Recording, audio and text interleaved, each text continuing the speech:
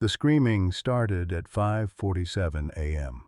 Ridgway's weathered hands froze on the cabin door handle as the sound pierced the Colorado mountain silence. Not human, but something far more desperate. He'd heard every wild creature's call in these forests, but this was different. This was a mother's agony. When he opened the door, his breath caught like ice in his lungs. There, 3 feet away on his wooden porch, sat a massive bobcat. Her golden eyes weren't wild with hunger or territorial rage. They were streaming with tears, real tears, cutting tracks through her tawny fur. In her mouth hung a tiny, lifeless form. A kitten, no bigger than his fist, dangling like a broken doll. The mother bobcat placed her baby at Ridge's boots with reverent care, then sat back on her haunches. Her gaze never left his face, pleading in a language older than words. Save him. Leave a like and share your thoughts in the comments, along with the city you're watching from now. Let's continue with the story. Ridgway hadn't always been a broken man hiding in the Colorado wilderness. 6 months ago, he'd been one of National Geographic's most celebrated wildlife photographers, his Lakota heritage giving him an almost mystical connection to the animals he captured through his lens. His father, Dakota Ridgway, had been a forest ranger who'd taught him that animals know who they can trust, words that had guided Ridge's 30-year career. But trust, Ridge had learned, was a fragile thing. One doctored photograph, a digitally enhanced eagle that had won him a prestigious award, had destroyed everything. The scandal broke like wildfire across social media. "Fake nature, the man who fooled the world," screamed the headlines. Never mind that it was his assistant who'd manipulated the image without his knowledge. Never mind that his other 1,000 photographs were authentic. The court of public opinion had already rendered its verdict. The legal battles had drained his savings. $47,000 in attorney fees. His marriage to Elena had crumbled under the pressure. His daughter Sage, now 28 and living in Denver, barely spoke to him anymore. "You cared more about those animals than your own family," she'd said during their last bitter phone call 3 months ago. So Ridge had retreated to his grandfather's cabin, built in 1962 in the most isolated corner of the Rockies. 20 miles from the nearest neighbor, Dr. Sarah Whitehorse, a Cheyenne veterinarian who ran a small practice in the valley below. The cabin had no cell service, no internet, no connection to the world that had rejected him. Just him, his guilt, and enough whiskey to drown the memories of everything he'd lost. The guilt was the worst part, not just about the scandal, but about his father. Dakota had died fighting a wildfire 5 years ago while Ridge was off photographing wolves in Alaska.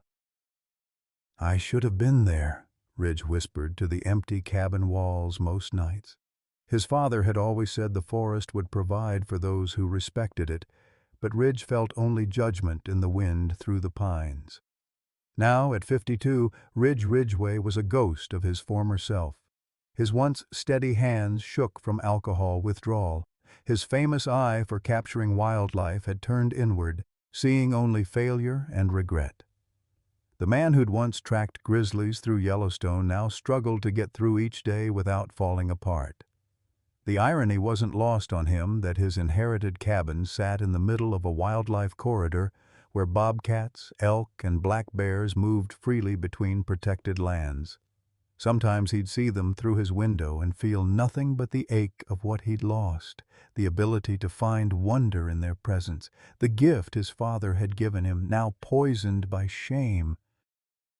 Until this morning, when a desperate mother had chosen him for reasons he couldn't begin to understand. Ridge stared at the motionless kitten, his photographer's eye automatically noting details even in his shock. The tiny bobcat couldn't have been more than 6 weeks old, its spotted fur matted with dried blood around what looked like puncture wounds on its back leg. The mother, he found himself thinking of her as Luna because of her pale, moon-colored markings, waited with supernatural patience, her breathing the only sound in the morning stillness. Every survival instinct screamed at Ridge to back away slowly, close the door, and call Tyler Strongbear, the local wildlife officer. Bobcats were unpredictable. A protective mother could take his face off with one swipe. But something in Luna's eyes stopped him cold. There was intelligence there and something else. Desperation mixed with an almost human-like hope that made his chest tighten. "What do you want me to do, Mama?" Ridge whispered, surprised by the sound of his own voice after days of silence. Luna tilted her head slightly, and for one impossible moment, Ridge could have sworn she understood him. She looked down at her kitten, then back at Ridge, and made a sound that wasn't quite a meow or a growl, something between a plea and a command. Ridge's hands trembled as he crouched down, moving slower than he'd ever moved in his life. The kitten was barely warm to the touch, its breathing so shallow he had to hold his breath to detect the tiny rise and fall of its chest. When he gently lifted the small body, Luna tensed but didn't move. She watched every gesture with laser focus, ready to strike if he made one wrong move. "Easy, little one," Ridge murmured, cradling the kitten against his flannel shirt. Its fur was softer than anything he'd ever touched, and beneath the blood and dirt, he could see the classic bobcat markings his father had taught him to identify as a child. "You're safe now." The moment Ridge stood with her baby, Luna rose and followed him to the door. But she didn't try to enter. Instead, she positioned herself on the porch where she could see through the window, settling into what Ridge realized was going to be a vigil. She wasn't leaving without her kitten. Inside the cabin, Ridge's hands shook as he spread towels on the couch near the wood stove. The kitten's breathing was becoming more labored, and when he examined the wounds more closely, his stomach clenched. These weren't from a predator attack or accident. The puncture marks were too precise, too evenly spaced. Someone had set steel traps in these mountains, illegal leg hold traps that the state had banned years ago for their cruelty. Ridge had seen enough trap injuries during his photography days to recognize the signs. The infection was spreading, turning the tissue around the wounds an angry red color. Without immediate veterinary care, this kitten would be dead by nightfall. He rummaged through his sparse medical supplies, finding hydrogen peroxide, antibiotic ointment, and gauze left over from treating his own cuts and scrapes. The kitten barely reacted when Ridge cleaned the wounds, which worried him more than if it had struggled. Its body temperature was dropping. "Come on, fighter," Ridge whispered, wrapping the tiny form in his warmest flannel shirt. "Your mama didn't bring you here to give up." He heated water on the wood stove and mixed in a small amount of honey, remembering something his father had taught him about feeding orphaned wildlife. Using an old eyedropper, he managed to get a few drops into the kitten's mouth. The tiny pink tongue moved slightly, barely perceptible, but enough to spike hope in Ridge's chest. Through the window, Luna hadn't moved an inch. She sat like a statue, her golden eyes fixed on her baby. Ridge found himself talking to her through the glass. "He's still fighting, Mama. I'm going to try everything I can." But Ridge knew his limitations. He wasn't a veterinarian, and his hands, already unsteady from months of drinking, weren't skilled enough for this kind of delicate care. The kitten needed professional help, and there was only one person within 50 miles he trusted enough to call. Dr. Sarah Whitehorse had been treating ranch animals in the valley for 15 years. She was Cheyenne, like Ridge's grandmother had been, and she understood the old ways of respecting wildlife. More importantly, she was one of the few people who hadn't completely written him off after the scandal. Ridge's hands shook as he dialed her number on his old landline. It rang 4 times before her familiar voice answered. "Sarah, it's Ridge. I need your help." "Ridge? What's wrong? You sound—" "There's a bobcat kitten here, badly injured. It's going to die if I don't get help soon." There was a long pause. "Ridge, you can't just— Where did you find it?" "The mother brought it to me. She's sitting on my porch right now, waiting." Another pause, longer this time. "Bobcats don't do that, Ridge. They don't trust humans, especially with their young." "I know what I'm seeing, Sarah. She carried this baby to my door and placed it at my feet. She's not leaving." He could hear Sarah moving around, the sound of keys jingling. "Okay, I'm coming up. But Ridge, you know keeping a wild animal is illegal. If Tyler finds out, just please come. I'll figure out the rest later." After hanging up, Ridge returned to the kitten. Its breathing seemed a little stronger, and when he held it close to his chest, it made a tiny sound, barely audible, but definitely alive. Outside, Luna had shifted position to get a better view through the window. When Ridge held up the kitten so she could see, she made that same sound he'd heard on the porch. Part plea, part command, all mother. "Your mama's smart," Ridge told the kitten. "She knew exactly who to bring you to." But even as he said it, Ridge wondered if that was true. Why him? Why a broken-down photographer who'd lost everything? What had Luna seen in him that he couldn't see in himself? The kitten's tiny paw gripped his finger, and for the first time in months, Ridge felt something besides despair. Purpose.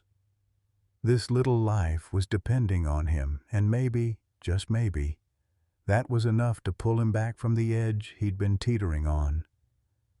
Through the window, Luna watched with golden eyes that seemed to hold all the wisdom of the wild places. Whatever happened next, Ridge knew his life had just changed forever. Dr. Sarah Whitehorse arrived 43 minutes later, her veterinary bag clutched tight as she navigated the winding mountain road to Ridge's cabin. Through her windshield, she could see the bobcat immediately, a magnificent female sitting motionless on the porch like a guardian statue. Sarah had treated everything from prize bulls to exotic birds in her 15 years of practice, but she'd never seen anything like this. "Dear God," she whispered, parking well back from the cabin. Ridge wasn't hallucinating. Luna's head turned at the sound of the truck, her ears flattening slightly, but she didn't run. Instead, she watched Sarah with calculating intelligence as the veterinarian slowly approached the porch, medical bag held where the bobcat could see it.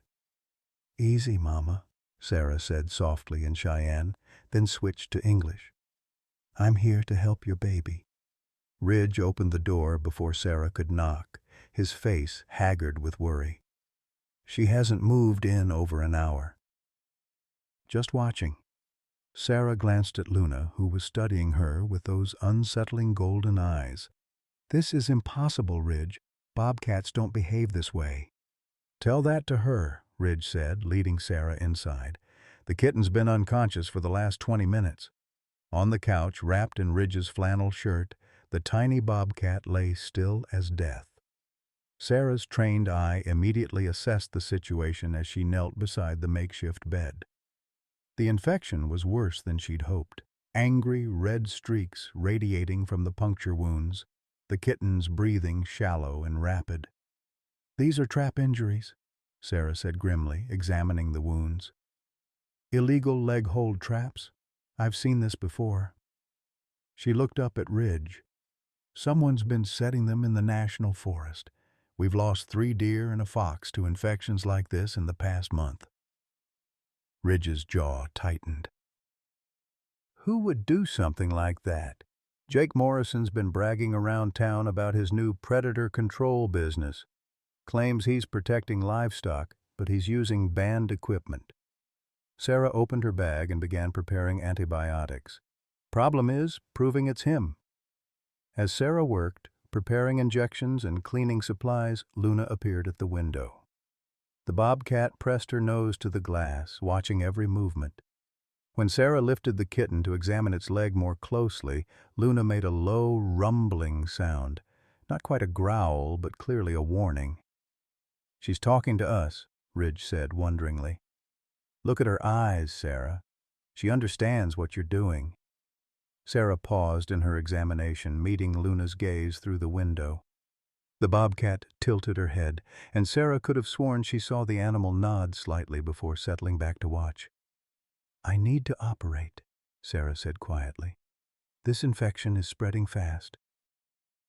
Without surgery to clean the wound and aggressive antibiotic therapy, he'll be dead by morning. Do it, Ridge said without hesitation. Ridge, you understand the implications here. If anyone finds out I'm treating a wild bobcat in your cabin, I could lose my license. You could face federal charges for keeping protected wildlife. Ridge looked at the unconscious kitten, then out at Luna, who hadn't left her post despite the presence of two humans. My father used to say that sometimes doing right means breaking rules.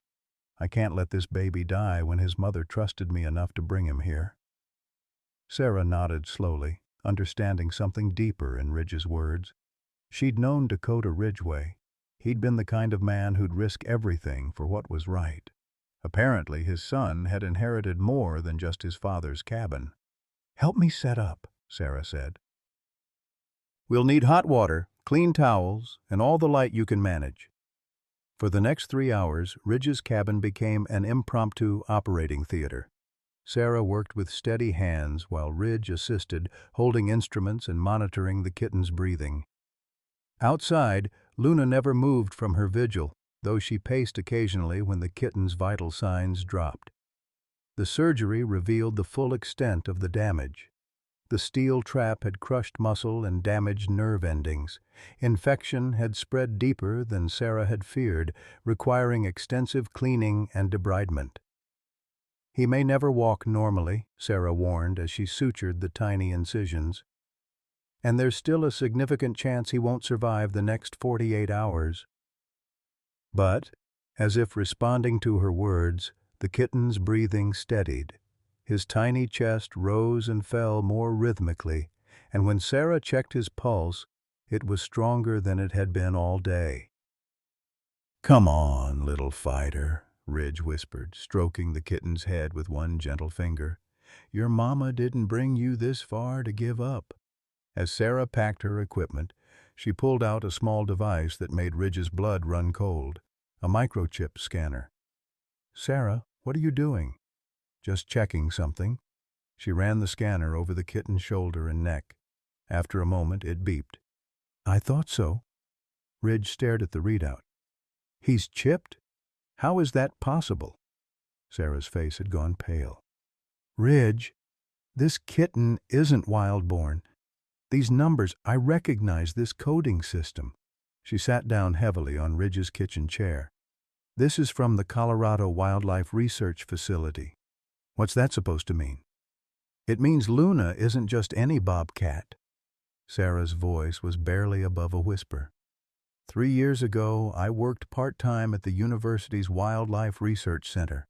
We had a program studying bobcat intelligence and adaptation patterns. Luna was part of that program, raised from a kitten, released back to the wild when she was 2 years old. Ridge felt the world shift around him. You're saying she remembers humans? That she knows we can help?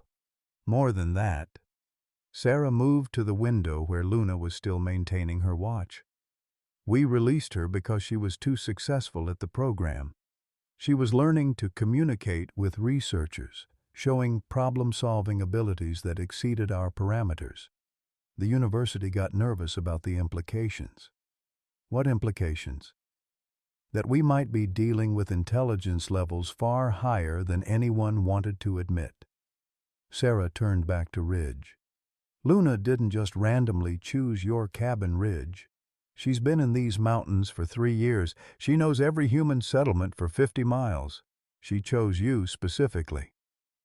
Outside, as if sensing the conversation, Luna looked directly at Sarah through the window. For a long moment, human and bobcat stared at each other, and Sarah felt a chill of recognition. She remembers me, Sarah breathed. After 3 years in the wild, she remembers me. The implications hit Ridge like a physical blow. This wasn't just a desperate mother seeking help. This was an intelligent being who had evaluated her options and chosen the one she trusted most. Somehow, in ways he couldn't understand, Luna had identified him as someone safe, someone who would help rather than harm. "But why me?" Ridge asked. "I'm nobody. I'm a failed photographer hiding in the mountains." Sarah studied Ridge's face, seeing past the months of despair to the man he'd been. "Maybe she sees what you can't see in yourself. Maybe she knows exactly who you are." As if in response to their conversation, the kitten stirred on the couch. His eyes opened for the first time. Bright blue kitten eyes that would turn gold as he matured. He looked around, found Ridge's face, and made a tiny, mewing sound. Outside, Luna pressed against the window, her own eyes bright with hope for the first time since Ridge had opened his door that morning. "Well," Sarah said, packing the last of her equipment, "one thing's certain. You're all in this together now. The question is, what happens when Tyler Strongbear starts asking questions?" Ridge looked at the recovering kitten, then at Luna's hopeful face through the window, and felt something he hadn't experienced in months: determination. "We figure it out as we go," he said. "But nobody's taking this family apart. Not on my watch." The kitten, whom Ridge had started calling Aspen for his silvery markings, survived the first critical night. By dawn on October 16th, he was taking small amounts of milk formula that Sarah had left behind, and his breathing had stabilized. Luna remained on the porch, accepting the food Ridge placed outside but never relaxing her vigilance. She had claimed the area around his cabin as her temporary territory, and Ridge often caught glimpses of her golden eyes watching from the tree line. Over the following days, an extraordinary routine developed. Each morning, Ridge would bring Aspen to the window so Luna could see her kitten's progress. The Bobcat would approach the glass, and mother and child would touch noses through the barrier, Luna making soft chirping sounds that seemed to comfort the recovering kitten. Ridge found himself documenting these interactions with his old camera, the photographer in him unable to resist capturing something he'd never seen in 30 years of wildlife work. But their peaceful bubble couldn't last forever. On October 20th, Ridge's nearest neighbor, rancher Bill Hawkins, stopped by with troubling news. "Ridge, I've been seeing bobcat tracks all around your property," Bill said, accepting a cup of coffee on the porch. "Fresh ones, every day for the past week. You might have a problem animal that's lost its fear of humans." Ridge kept his expression neutral, aware that Luna was probably watching from somewhere in the trees. "Haven't seen anything unusual, Bill. You know how bobcats are, mostly nocturnal." "That's just it. These tracks are from daylight hours, and Mary Sue Patterson swears she saw a large female bobcat sitting in broad daylight yesterday, just watching her house from across the meadow." Bill's weathered face creased with concern. "If it's sick or rabid, it could be dangerous. Might need to call Tyler Strongbear." The mention of the wildlife officer sent a chill through Ridge. "I'm sure it's nothing to worry about, probably just passing through." But Bill's visit was only the beginning. That afternoon, Ridge noticed fresh tire tracks on the old logging road that led to his cabin. Tracks that didn't belong to Sarah's truck or Bill's pickup. Someone had been watching his property. His suspicions were confirmed 2 days later when he discovered a trail camera mounted on a tree about 100 yards from his cabin. The device was professionally installed and well hidden, but Ridge's years as a photographer had trained him to spot such equipment. His blood ran cold when he recognized the brand. It was the same type used by the Colorado Division of Wildlife. Tyler Strongbear was investigating him. Ridge's paranoia deepened when Sarah arrived for Aspen's checkup on October 23rd. The kitten was thriving, his leg healing remarkably well, though he would always have a slight limp. But Sarah brought disturbing news from town. "There's talk, Ridge," she said, while examining Aspen's surgical site. Jake Morrison's been spreading rumors about unusual bobcat activity in this area. Claims he's lost 3 traps to aggressive bobcats that somehow spring them without getting caught. Morrison's the one setting illegal traps? Can't prove it, but everyone knows. He's got friends in the county commissioners who look the other way. Sarah's face was grim. But Ridge, he's also been asking questions about you specifically, wanting to know if you've been seen with any wildlife, if you've reported any unusual animal behavior. Ridge felt the walls closing in. What did people tell him? Most folks don't trust Morrison, so they didn't say much. But Bill Hawkins mentioned seeing me drive up here several times this week. Morrison's putting 2 and 2 together. As if sensing the tension, Aspen moved restlessly in Ridge's lap, his tiny claws kneading the flannel shirt he'd adopted as his security blanket. Through the window, Luna appeared, her golden eyes scanning the tree line with newfound alertness. Even she seemed to sense that their sanctuary was being threatened. "How much longer does Aspen need recovery time?" Ridge asked. "Medically, he could survive in the wild now with Luna to care for him. But Ridge," Sarah's voice grew soft, "he's bonded to you, imprinted. In his mind, you're part of his family unit now." Ridge's heart clenched as he looked down at the tiny bobcat sleeping trustingly in his arms. Over the past week, Aspen had begun following him around the cabin whenever he was strong enough, curling up on Ridge's chest at night and crying whenever Ridge left his sight for too long. "What are you saying?" "I'm saying that releasing him now might be traumatic for both of them." "Luna's established this territory specifically to be near you and Aspen. If you suddenly disappear from his life—" Sarah didn't finish the sentence. That night, Ridge sat by the window with Aspen purring in his lap, watching Luna patrol the perimeter of the cabin yard. For the first time in months, he'd felt useful, needed, alive with purpose. The routine of caring for the injured kitten had pulled him back from the edge of despair. He'd been sober for over a week. His hands had stopped shaking, and he'd even called his daughter Sage twice. Conversations that had gone better than any they'd had since the scandal broke. But he could feel the noose tightening. Tyler Strongbear was methodical and thorough. It was only a matter of time before he found concrete evidence of Ridge's illegal wildlife keeping. And when that happened, not only would Ridge face federal charges, but Aspen would be taken to a zoo or research facility, separated forever from Luna. The crisis came to a head on October 26th when Ridge discovered fresh human footprints near his cabin, boots with a distinctive tread pattern that approached close enough to peer through his windows. Someone had been watching him during the night. That afternoon, while Aspen napped on the couch, Ridge made a painful decision. He called Sarah. "I need your help with something that's going to break my heart," he said when she answered.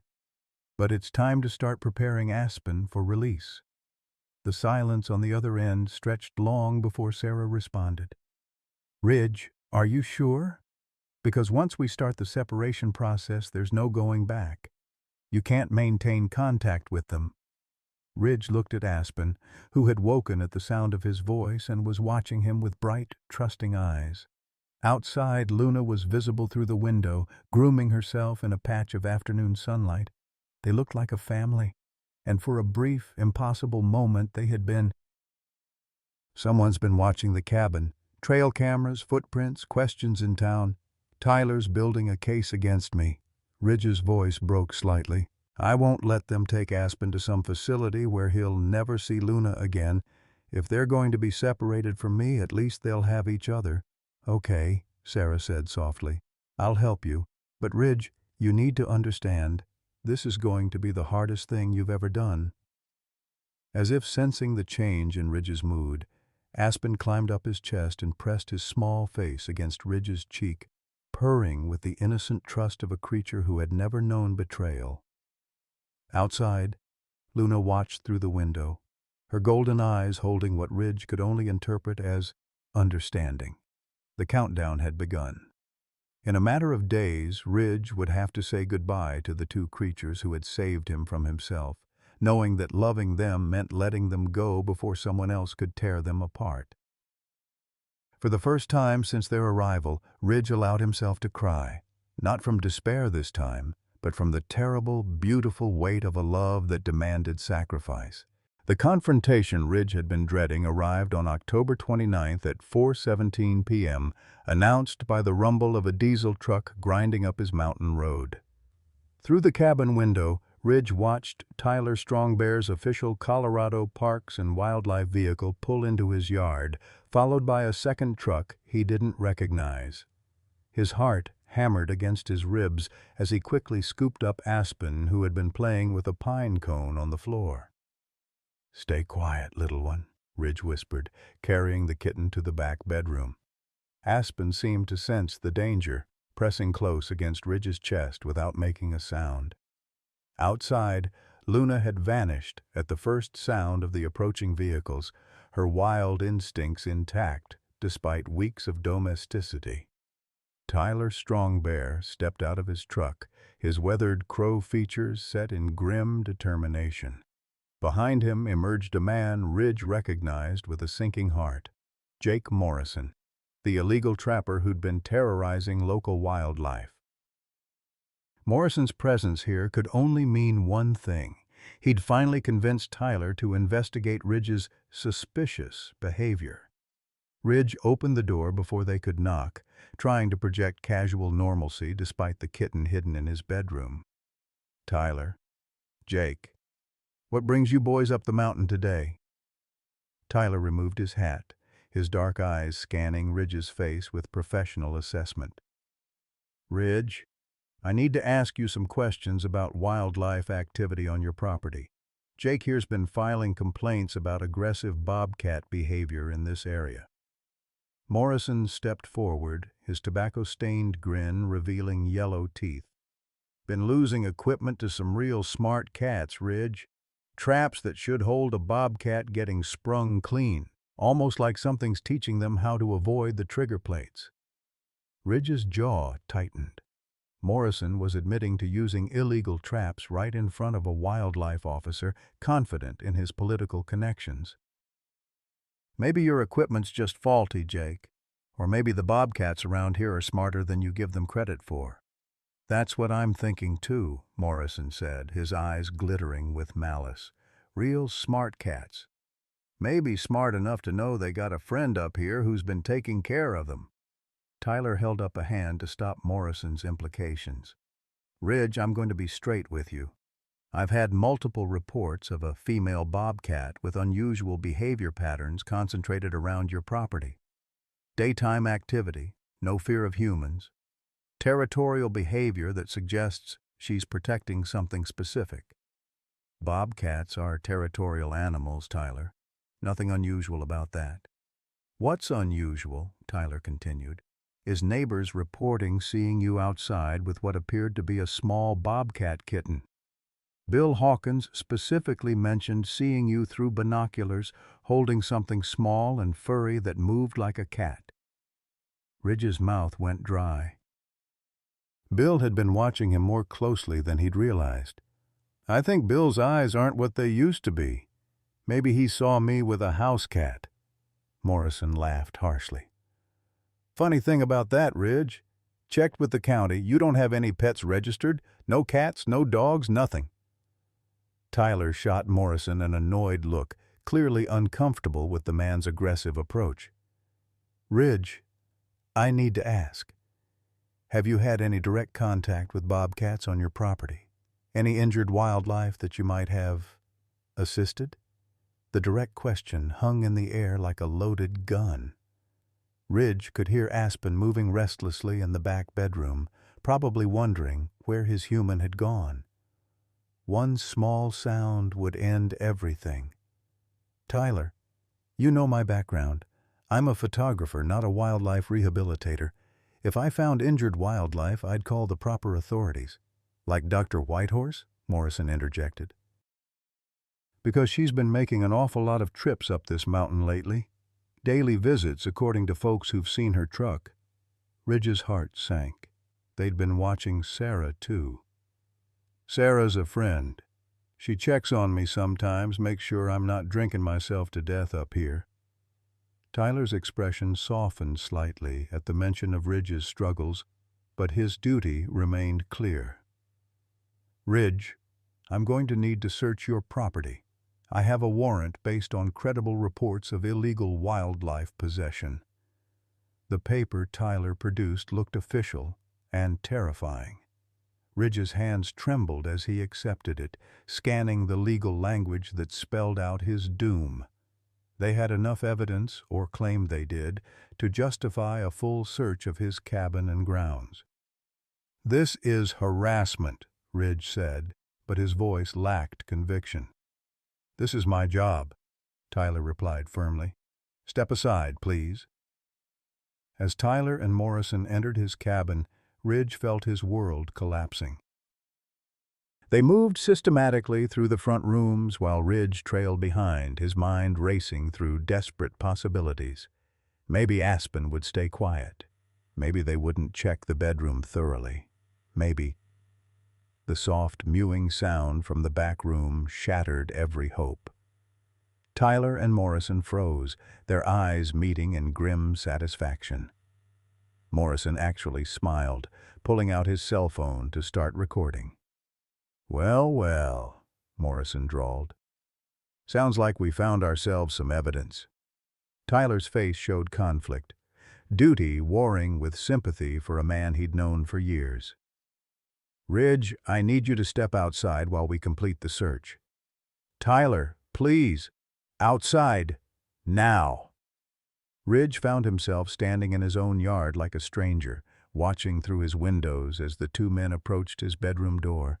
His legs felt weak, and he gripped the porch railing to keep from falling. Everything was over.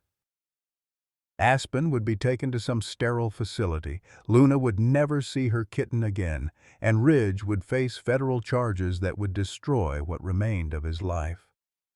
The bedroom door opened, and Tyler emerged carrying Aspen, who looked tiny and vulnerable in the wildlife officer's large hands. The kitten was crying for Ridge, his blue eyes wide with confusion and fear. Morrison was practically vibrating with vindictive pleasure. "Got it all on video, Tyler. Clear evidence of illegal wildlife possession. This is going to make one hell of a news story." As Tyler carried Aspen outside, the kitten's cries grew louder, more desperate, and from somewhere in the forest came an answering call, Luna's voice, filled with maternal anguish as she heard her baby's distress. "There's the mother," Morrison said, scanning the tree line. "Probably need to relocate her, too. Can't have aggressive bobcats hanging around residential areas." "She's not aggressive," Ridge said desperately. "She's just protecting her baby." Tyler's face was stone as he placed Aspen in a small carrier from his truck. The kitten's cries were heartbreaking, and Ridge had to grip the porch railing harder to keep from lunging forward. "Ridge Ridgeway," Tyler said formally, "you're under arrest for illegal possession of protected wildlife, violation of the Endangered Species Act, and obstruction of wildlife management. You have the right to remain silent." As Tyler read him his rights, Ridge watched Aspen pressing against the bars of the carrier, still crying for the only father he'd ever known. In the distance, Luna's calls grew more frantic, and Ridge knew she was following the sound of her baby's distress. Morrison was already on his phone, probably calling the local newspaper. "This is going to be front-page news. Disgraced photographer turns to illegal wildlife smuggling." Ridge barely heard him. All he could focus on was Aspen's tiny face through the carrier bars, the trust and confusion in those bright blue eyes, and the terrible knowledge that he had failed the two creatures who had trusted him with their lives. As Tyler's handcuffs clicked into place, Ridge closed his eyes and heard his father's voice. "Animals know who they can trust." But maybe Luna had been wrong about him after all. The Routt County jail cell smelled like disinfectant and despair, but Ridge barely noticed. For 18 hours he'd sat on the narrow cot staring at the concrete wall, haunted by the memory of Aspen's cries as Tyler's truck disappeared down the mountain road. The kitten's terrified face through the carrier bars played on endless loop in his mind, along with Luna's anguished calls echoing through the forest. His court-appointed attorney, a tired-looking woman named Janet Mills, had visited once to explain the charges. Federal wildlife violations carried serious penalties, up to 6 months in prison and $50,000 in fines. "Your best bet is to plead guilty and hope for leniency," she'd advised with the detached professionalism of someone who'd handled too many hopeless cases. Ridge had barely listened. All he could think about was Aspen alone in some sterile facility, crying for the only father he'd ever known, while Luna searched frantically through the mountains for her missing baby. On the second day, Sarah arrived during visiting hours, her face drawn with exhaustion and worry. She sat across from Ridge at the metal table in the visitor's room, her hands clasped so tightly her knuckles were white. "They took him to the Denver Wildlife Rehabilitation Center," she said without preamble. "I called in some favors to find out where they transported him." Ridge's throat felt raw. "Is he? How is he?" "Not good." Sarah's voice cracked. "He's refusing to eat. The staff says he just huddles in the corner of his enclosure, crying constantly. They've had to start force-feeding him." The words hit Ridge like physical blows. Aspen was dying of heartbreak, just as Ridge had feared.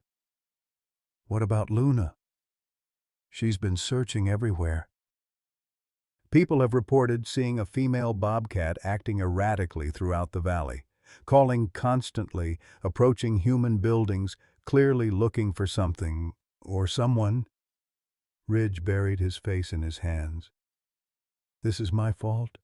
I should have released him sooner before he bonded to me." "Ridge, you saved his life. Without your intervention, he would have died from those trap injuries. And now he's dying anyway, just more slowly and with more suffering." Sarah leaned forward urgently. "There's more you need to know. Jake Morrison's been bragging around town about how he exposed the wildlife criminal. But he made a mistake. He posted video of your arrest on social media, and people can hear Aspen crying in the background." Ridge looked up, confused by the urgency in her voice.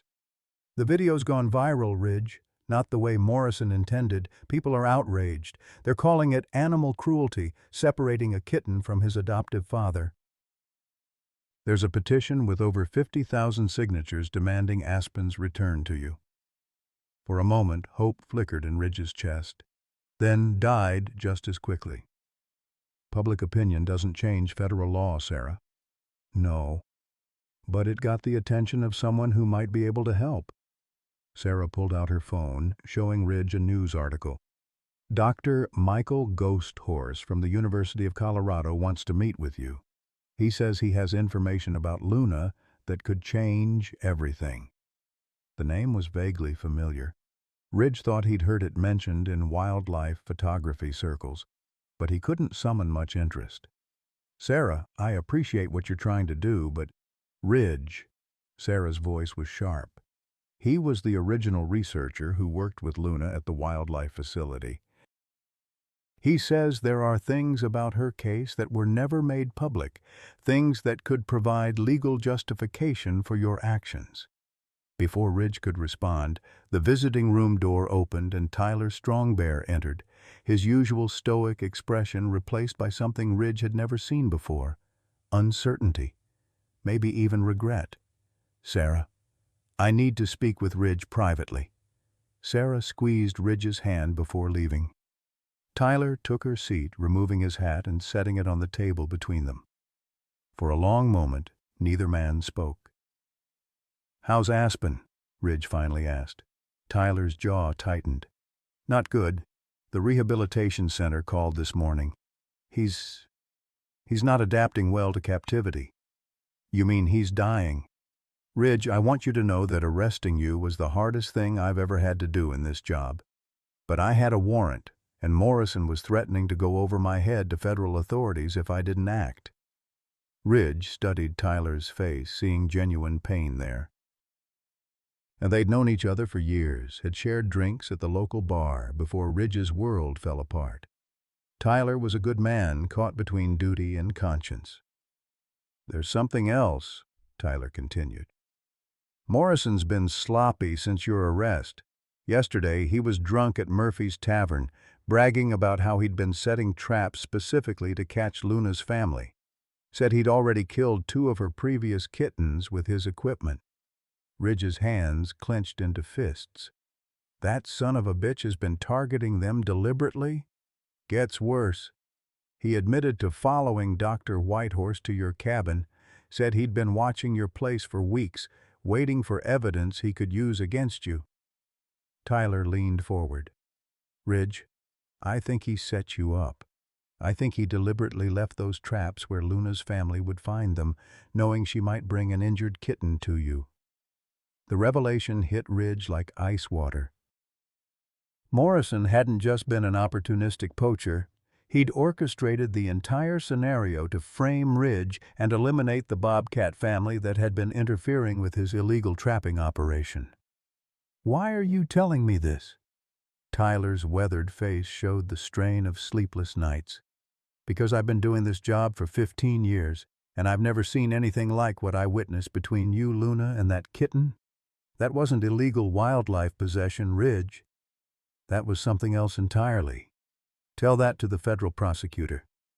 I intend to. Tyler stood, replacing his hat. There's going to be a hearing tomorrow to determine Aspen's permanent placement. Dr. Ghosthorse will be there, and he's bringing evidence that might change how the court views your case. After Tyler left, Ridge returned to his cell with his mind reeling. Morrison's deliberate targeting of Luna's family added a sinister dimension to the entire situation. But even if they could prove entrapment, even if public opinion was on his side, the law was clear about keeping wild animals.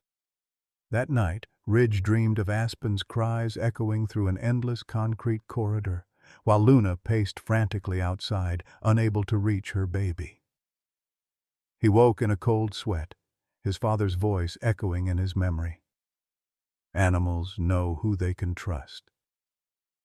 But maybe trust wasn't enough. Maybe love wasn't enough. Maybe sometimes the system was too broken to allow for the kind of connection that had formed between a desperate mother bobcat, her injured kitten, and a broken man who'd found redemption in saving them. As dawn broke over the Routt County Jail, Ridgway faced the terrible possibility that his attempt to do the right thing had condemned the 2 creatures he'd grown to love to a fate worse than death: separation, captivity, and the slow dissolution of the family bond that Luna had trusted him to protect. The hearing would determine not just his legal fate, but whether love and compassion could survive in a world governed by rules that didn't account for the extraordinary. The federal courthouse in Denver buzzed with unusual activity on the morning of October 31st. Ridge sat beside his attorney in the defendant's chair, barely recognizing himself in the borrowed suit Sarah had brought him. The past 3 days in jail had aged him visibly, his face gaunt, his hands trembling slightly from stress and caffeine withdrawal. But his eyes remained fixed on the back of the courtroom, where a transport carrier sat on a table, its occupant barely visible through the mesh. Aspen. The kitten hadn't made a sound since being brought into the courtroom, and Ridge's heart clenched at the sight of him huddled motionless in the corner of the carrier. The vibrant, playful kitten who had followed Ridge around the cabin was gone, replaced by a listless shadow who had given up hope. Judge Patricia Hawthorne, a stern woman in her 60s, called the hearing to order. This is a preliminary hearing to determine the disposition of protected wildlife currently in state custody and to address the charges against Mr. Ridgway. The federal prosecutor, a sharp-faced man named David Chen, stood first. Your Honor, this is a straightforward case of illegal wildlife possession. Mr. Ridgway knowingly harbored a protected bobcat kitten for over 2 weeks in clear violation of federal law. We ask that the animal be permanently placed in an appropriate facility and that Mr. Ridgway face the full penalties under the Endangered Species Act. Ridge's attorney began her response, but was interrupted by a voice from the gallery. Your Honor, I request permission to present evidence relevant to this case. Ridge turned to see a tall man with silver-streaked black hair rising from the front row. His features carried the strong bones of his Sioux heritage, and he moved with the quiet authority of someone accustomed to being heard. "And you are?" Judge Hawthorne asked. "Dr. Michael Ghosthorse, professor of wildlife biology at the University of Colorado. I was the principal researcher in the study that originally involved the mother bobcat in question." A murmur ran through the courtroom.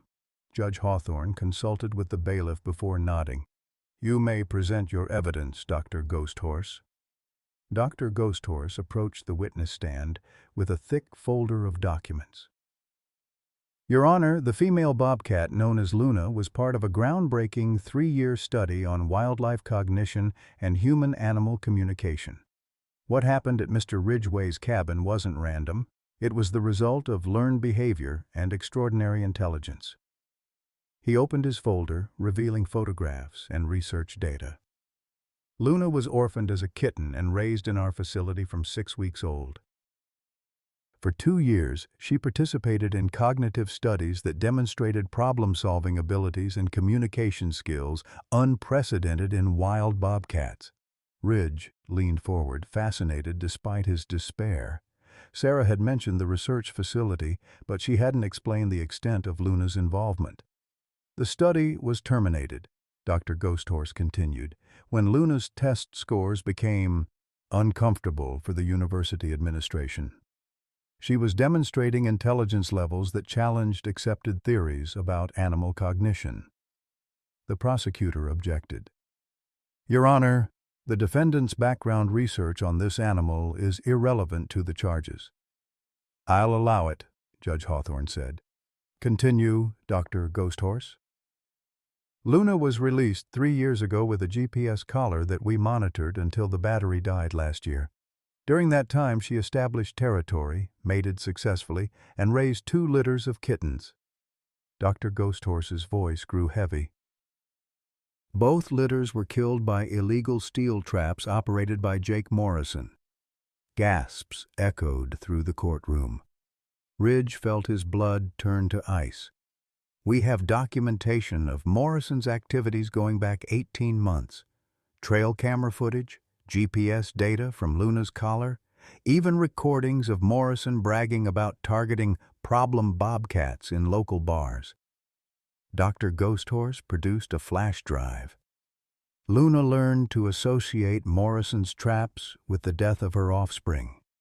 When her 3rd kitten was injured by one of his devices, she made a calculated decision to seek help from the one human in her territory she had reason to trust. "How could she possibly know to trust Mr. Ridgway?" Judge Hawthorne asked. Dr. Ghosthorse smiled grimly. "Because Ridgway's father, Dakota Ridgway, was part of our original research team 20 years ago. Dakota worked directly with Luna's mother during the early studies. Luna's genetic line has been associated with human researchers for 2 generations." The revelation hit Ridge like lightning. His father had never mentioned working with university researchers, but suddenly, so many pieces fell into place. Dakota's uncanny ability with wildlife, his insistence that animals know who they can trust, the strange familiarity in Luna's eyes when she first approached the cabin. "Furthermore," Dr. Ghosthorse continued, "our genetic analysis of the injured kitten shows he's not Luna's biological offspring. She rescued him after Morrison's traps killed his birth mother, then brought him to the one human she associated with help and healing." The courtroom erupted in whispers. Even the prosecutor looked stunned. Ridge stared at the transport carrier, seeing Aspen in an entirely new light. Luna hadn't just been a desperate mother. She'd been a grieving adoptive parent trying to save an orphaned baby, just as she had once been saved by humans. "Doctor." "Ghost horse," Judge Hawthorne said. "Are you suggesting this Bobcat deliberately sought out Mr. Ridgway based on genetic memory of positive human contact?" "I'm stating it as scientific fact, Your Honor. Luna's behavior demonstrates intelligence levels that require us to reconsider our legal frameworks for human-wildlife interaction. This wasn't illegal possession. This was interspecies cooperation in the face of systematic persecution." Tyler Strongbear stood from the gallery. "Your Honor, I'd like to add that our investigation has uncovered evidence of Jake Morrison's deliberate targeting of this Bobcat family. We believe he orchestrated the situation to frame Mr. Ridgway." Judge Hawthorne looked overwhelmed by the complexity of the case. "This is highly irregular. Mr. Chen, how does the prosecution respond to these revelations?" The prosecutor shuffled his papers, clearly thrown off balance. "The law is clear, Your Honor. Regardless of the circumstances, possession of protected wildlife without permits is illegal." "But is it possession?" Dr. Ghosthorse interjected. "When the animal sought out the human contact, when the relationship was initiated by the wildlife, not the human?" Before anyone could answer, a sound cut through the courtroom that silenced every voice, a soft, heartbroken mewing from the transport carrier. Aspen had stirred at the sound of familiar voices, and his weak cry for Ridge was audible to everyone present. Judge Hawthorne's stern expression softened as she looked at the carrier. "Bailiff, please bring the animal closer so I can assess its condition." When the carrier was placed on the table before the judge, Aspen pressed against the mesh, his blue eyes fixed on Ridge with desperate hope. The kitten's condition was visibly deteriorated, thin, lethargic, his coat dull from stress and poor eating. "This animal is clearly suffering," Judge Hawthorne observed. "What does the wildlife facility recommend?" Dr. Ghosthorse exchanged glances with Ridge before speaking. "Your Honor, Aspen has formed what we call an interspecies filial bond with Mr. Ridgway. Separating them at this point could result in failure to thrive syndrome, which is often fatal in young mammals." "Are you saying this kitten could die without Mr. Ridgway?" "I'm saying he's already dying without him, Your Honor." Judge Hawthorne stared at the transport carrier for a long moment, then at Ridge's anguished face, then at the packed courtroom full of people who had come to witness this unprecedented case. "This court will recess for 1 hour while I review the evidence and applicable law," she announced. "When we reconvene, I'll render my decision on both the criminal charges and the disposition of the wildlife in question." As the judge left the bench, Ridge remained frozen in his chair, afraid to hope, afraid to breathe. Somewhere in the mountains, Luna was still searching for her adopted son, and in the carrier before him, Aspen waited with fading strength for a reunion that might never come. The next hour would determine whether love could triumph over law, whether wisdom could overcome rigid precedent, and whether three beings who had found family in each other would be allowed to heal together or be torn apart forever. Judge Hawthorne returned to the bench after what felt like the longest hour of Ridge's life. The courtroom had remained packed during the recess, with supporters filling every seat and spilling into the hallway. Ridge noticed his daughter, Sage, had arrived, her face tear-streaked as she sat in the front row beside Sarah. When their eyes met, she mouthed, "I love you, Dad," and Ridge felt his heart crack open with gratitude. "After careful consideration of the evidence presented," Judge Hawthorne began, her voice carrying unusual weight, "this court finds itself in unprecedented territory. The case before us challenges our fundamental understanding of the relationship between humans and wildlife." Ridge's hands gripped the table as Aspen stirred weakly in his carrier, those blue eyes still fixed hopefully on the only father he'd ever known. "Doctor, Ghost Horse's research demonstrates that Luna's approach to Mr. Ridgway was not random, but rather the result of learned behavior spanning generations. The evidence shows that Mr. Ridgway did not seek out or capture protected wildlife, but rather responded to a desperate plea for help from an extraordinarily intelligent animal." The prosecutor shifted uncomfortably as murmurs of hope rippled through the gallery. "Furthermore," the judge continued, "the evidence of Jake Morrison's systematic persecution of this Bobcat family and his apparent orchestration of events to frame Mr. Ridgway transforms this from a simple wildlife violation into something far more complex." Judge Hawthorne paused, looking directly at Ridge. "However, the law is clear that private citizens cannot simply decide to keep protected wildlife, regardless of circumstances. The question before this court is whether Mr. Ridgway's actions constitute illegal possession, or whether they represent something our current legal framework doesn't adequately address." Ridge's throat felt tight as he waited for the verdict that would determine everything. "Therefore, this court finds Ridgway not guilty of illegal wildlife possession based on the extraordinary circumstances and the initiated contact by the wildlife in question." The courtroom erupted in cheers and applause. Ridge felt his knees go weak with relief, but the judge wasn't finished. "However," she said, raising her voice over the celebration, "the question of the kitten's permanent placement remains. While Mr. Ridgway is cleared of criminal charges, federal law still prohibits private citizens from keeping protected wildlife without proper permits." Ridge's heart sank again. Even if he wasn't going to prison, Aspen would still be taken away. "Doctor." Ghost Horse stood. "Your Honor, if I may?" "Proceed, Doctor." Ghost Horse. "The University of Colorado would like to offer Mr. Ridgway a position as a research associate in our expanded wildlife communication study. This position would provide him with the federal permits necessary to maintain contact with Luna and Aspen for legitimate research purposes." Ridge stared at Dr. Ghost Horse in shock. "I don't understand." "Your documentation of Luna and Aspen's behavior over the past 2 weeks represents invaluable data," Dr. Ghost Horse explained. "Your photographs and observations have captured interspecies bonding behaviors that could revolutionize our understanding of wildlife cognition.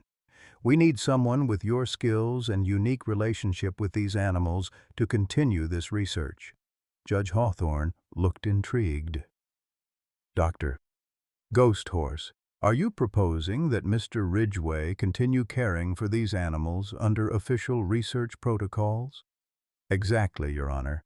Luna has established territory around Mr. Ridgway's property specifically to be near him and Aspen. Removing them from this environment would invalidate years of behavioral adaptation and could prove fatal to the kitten. From a scientific standpoint, the most ethical approach is to allow the family unit to remain intact while we study their remarkable communication patterns." Sarah jumped to her feet. "Your Honor, I volunteer to serve as the official veterinarian for this research project, providing regular health monitoring and medical care as needed." Tyler Strongbear also stood. "The Colorado Division of Wildlife would be willing to provide oversight and ensure all federal regulations are followed." Judge Hawthorne smiled for the first time since the hearing began. "This is highly unusual, but given the extraordinary circumstances and the potential scientific value." She paused, looking at Aspen's carrier where the kitten had begun to show signs of life at the sound of Ridge's voice. "I'm inclined to approve this arrangement." "Your Honor," the prosecutor interjected desperately, "this sets a dangerous precedent. We can't allow every wildlife violation to be excused with claims of research value. Mr. Chen, this case involves documented genetic predisposition toward human contact, systematic persecution by illegal trappers, and demonstrated interspecies communication abilities. I hardly think we'll see a flood of similar cases. Judge Hawthorne's tone was dry. However, to address your concerns, this arrangement will be subject to strict oversight and regular review. She turned back to Ridge. Mr. Ridgway, do you accept the position of research associate with the University of Colorado, with all the responsibilities and regulations that entails? Ridge could barely speak through the emotion choking his throat. Yes, Your Honor. Absolutely. Then, by the authority vested in me by the federal court system, I'm approving this research arrangement under emergency scientific protocols. Aspen will be released to Mr. Ridgway's care under university supervision, and efforts will be made to reunite him with Luna in their established territory. The courtroom exploded in celebration. Ridge felt Sage's arms around him as she rushed forward, crying and laughing simultaneously. "Dad, I'm so proud of you," she sobbed against his shoulder. "You saved them. You saved yourself." Dr. Ghosthorse approached with the carrier keys. "Ridge, your father would be incredibly proud. He always said the forest would provide for those who respect it." As Ridge opened Aspen's carrier, the kitten immediately crawled into his arms, purring for the first time in days. The small body felt too thin, but the spark of life was returning to those blue eyes. "Let's go home, little one," Ridge whispered, tears streaming down his face. "Let's go find your mama." The drive back to the mountains took 3 hours, with Ridge holding Aspen in the passenger seat of Dr. Ghosthorse's truck, while Sarah followed behind. As they climbed toward Ridge's cabin, Aspen became increasingly alert, recognizing the familiar landscape. When they finally pulled into Ridge's yard, Luna emerged from the tree line as if she'd been waiting. The reunion was immediate and profound. Mother and kitten touching noses, Luna grooming Aspen frantically while making soft, chirping sounds of relief and joy. "Remarkable," Dr. Ghosthorse murmured, documenting the interaction with his camera. "The emotional complexity of their reunion suggests cognitive abilities far beyond what we've previously attributed to bobcats." As the sun set over the Colorado Rockies, Ridge sat on his porch watching Luna and Aspen play in the yard that had become their sanctuary. The past month had transformed him from a broken, purposeless man into someone with a mission that connected him to his father's legacy and his own forgotten dreams. Sarah joined him on the porch, carrying 2 cups of coffee. "So, Professor Ridgway, how does it feel to be a research scientist?" Ridge laughed, the sound rusty but genuine. "Like I'm finally doing what I was meant to do." He watched Aspen pounce on a falling leaf, while Luna observed from nearby, her golden eyes occasionally meeting Ridge's with what he could only interpret as gratitude. "You know," Ridge said softly, "my father always told me that animals know who they can trust. I thought that meant they could sense good people. But I think it means something deeper. They can sense who needs to be trusted with something important." Luna approached the porch and lay down just close enough to touch Ridge's outstretched hand. Aspen curled up between them, bridging the gap between wild and human with the innocent trust of a creature who had known only love from both his mothers, the one who had adopted him and the one who had saved him. For the first time in months, Ridgway felt complete. He was exactly where he belonged, doing exactly what he was meant to do, surrounded by a family he never could have imagined, but couldn't live without. As stars appeared over the mountains, Luna began teaching Aspen the night songs of their people, while Ridge documented it all, not for fame or recognition, but for the simple joy of witnessing something beautiful in a world that desperately needed more beauty. Home, Ridge realized, wasn't a place. It was this moment, this connection, this perfect understanding between species that proved love truly had no boundaries. Sometimes life brings us to our knees before it lifts us to our purpose. Ridgway learned this truth in the most unexpected way, through the desperate trust of a mother bobcat who saw in him what he couldn't see in himself. At 52, broken by scandal and drowning in isolation, Ridge had given up on everything that once mattered. But when Luna placed her dying kitten at his feet, she didn't just ask him to save a life, she asked him to remember who he really was, the man his forest ranger father had raised. The person who understood that sometimes doing right means breaking rules. The soul who knew that love, whether between humans or across species, requires the courage to act when others turn away. Ridge's journey from disgrace to redemption reminds us that our greatest failures can become the foundation for our most meaningful victories. When we're willing to answer the call of those who need us most, we often discover that in saving them, we save ourselves. True purpose isn't found in success or recognition. It's found in the quiet moments when we choose compassion over convenience, when we risk everything for something that matters more than our own comfort. Questions for reflection. What moment in your life required you to choose between following rules and following your heart? Have you ever discovered your true purpose through helping someone or something that desperately needed you? Share your story in the comments below. We'd love to hear about the unexpected moments that changed your life's direction.